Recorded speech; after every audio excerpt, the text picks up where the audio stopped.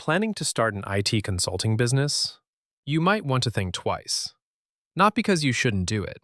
It's because there's a real gap between what this looks like from the outside and what it actually costs. And that gap is exactly what this video is for. The pitch is genuinely strong on paper. Recurring monthly revenue, almost no physical inventory, and small businesses that increasingly can't run without outside IT help. Here's what that pitch leaves out. For years, the real challenge in this business was finding enough clients, because demand for outsourced IT was growing faster than the supply of people offering it. According to the industry's own 2026 research, surveying over 1,000 providers worldwide, that era is over. Acquiring new customers is now the single biggest challenge, cited by 71% of providers, well ahead of cybersecurity at 53% and revenue growth at 49%. Here's the part that changes the whole pitch. Most of those new customers aren't new to managed IT at all. They're switching from another provider. This business quietly shifted from expansion to displacement, and most people planning to start one haven't caught up to that yet. So what does it actually take to win in a market where almost every prospect already has someone else doing this job? That's what we're figuring out today. One quick note before the numbers start. Every figure in this video is well-researched and checked against multiple sources. But research can still contain honest mistakes. And costs and regulations shift by state, city, and sometimes zip code. Treat these as your benchmark, not a quote for your specific situation. This video is for educational purposes only and is not legal, tax, financial, or business advice. Always do your own research and due diligence before making any business decision. A second note, specific to this episode. Software tooling costs and market pricing in this space change frequently as vendors update plans. Treat these figures as a starting benchmark and verify current pricing directly before making any decision based on this video. The first cost, the one that's almost invisible on day 1 and very real by month 3. This business needs almost no physical capital and a real, recurring software bill regardless. Before anything else, it's worth being precise about which business this is, because the term gets used loosely. An IT consultant diagnoses and hands off, project-based, with a start and an end. A managed service provider, an MSP, runs the day-to-day. Monitoring, patching, the help desk, backups, ongoing rather than one-off. A virtual CIO owns technology strategy over time. This video is mainly about the MSP model, since that's where the recurring revenue lives. Physical startup costs are genuinely minimal. Laptops and basic office setup. What isn't minimal is the software stack required to run client accounts. Remote monitoring and management tools, a professional services platform for ticketing and billing, and a documentation system at minimum. Per technician pricing on that core toolset commonly runs $129 to $219 a month per technician, before you've added security tools, backup software, or Microsoft 365 management on top. Pricing models vary between charging per device managed and charging per technician on your team. Per technician pricing tends to be more predictable as you add client devices, since the bill doesn't climb every time you land a slightly larger customer.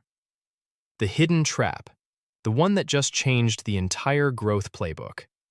You're not filling unmet demand anymore.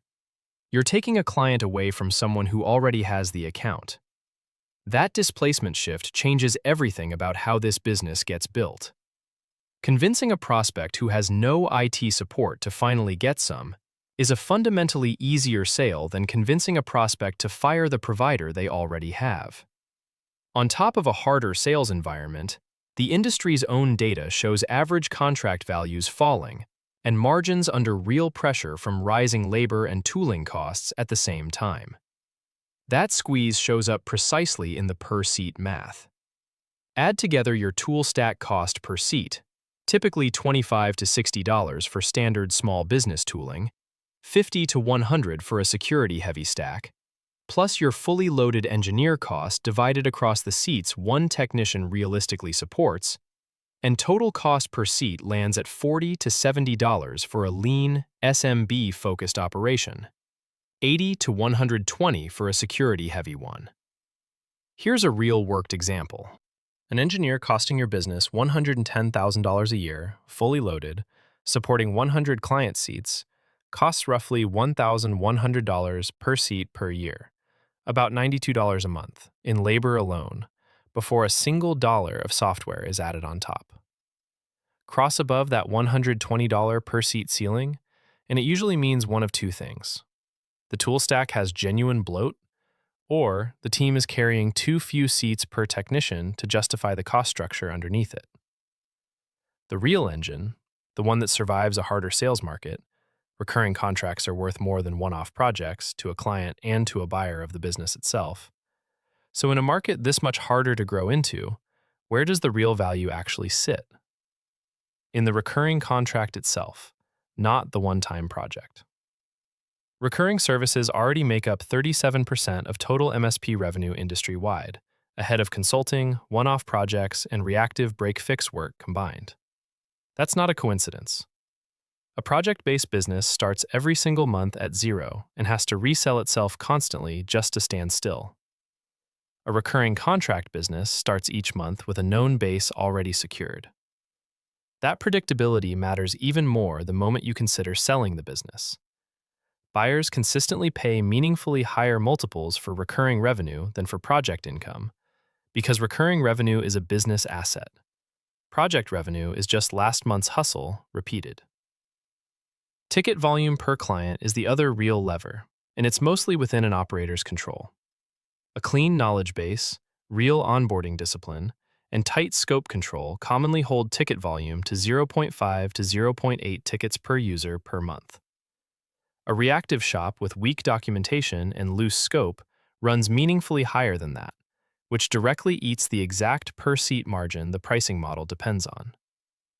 The real money in IT consulting. It was never really about winning the sale. It's about how few tickets each seat generates once you've won it, and how much of your revenue renews itself automatically instead of needing to be resold from zero every single month. Run the full per-seat math against a real client price, and the actual margin becomes visible.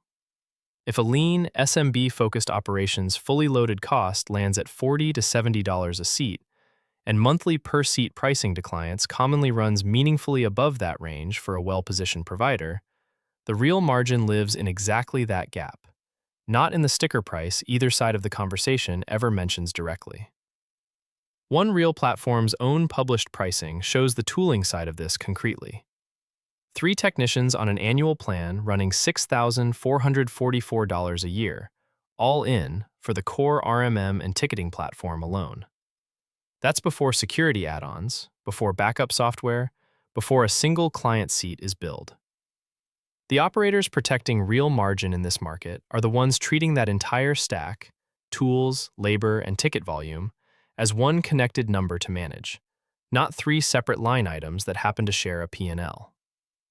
So let's run the 2 real outcomes. The optimistic case.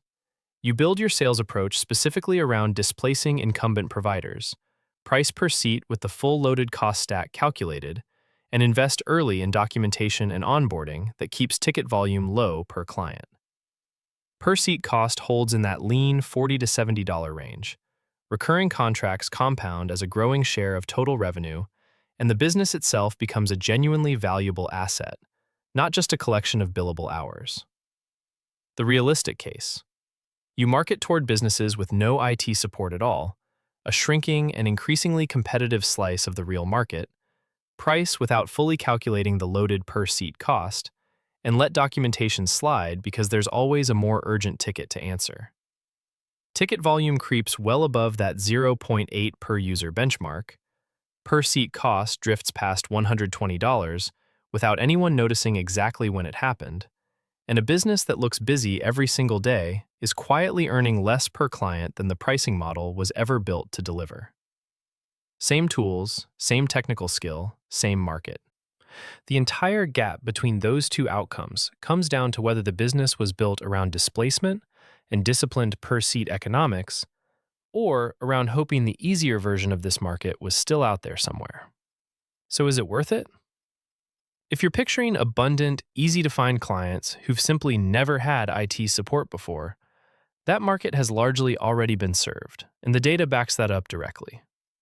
What's true is that this remains a genuinely low-capital, high-margin potential business for operators willing to compete for accounts someone else already holds, and to run the per-seat math with real discipline instead of instinct. For someone willing to build a real displacement strategy and treat ticket volume as seriously as any other business on this channel treats its central operating number, this can be a genuinely strong, recurring revenue business. For someone expecting the old, easier version of this market to still be waiting, the industry's own research already told us exactly who's winning instead, and it isn't the provider hoping demand shows up on its own. Last reminder, software tooling costs and market pricing shift quickly. This is not business or financial advice. Verify current numbers directly before making any decision based on this video. Remember this: the sale was never the hard part. Keeping the account and keeping it cheap enough per seat to actually profit from is the entire business. Everyone selling IT support already has a competitor. The ones who win know exactly what each seat costs before they ever quote a price.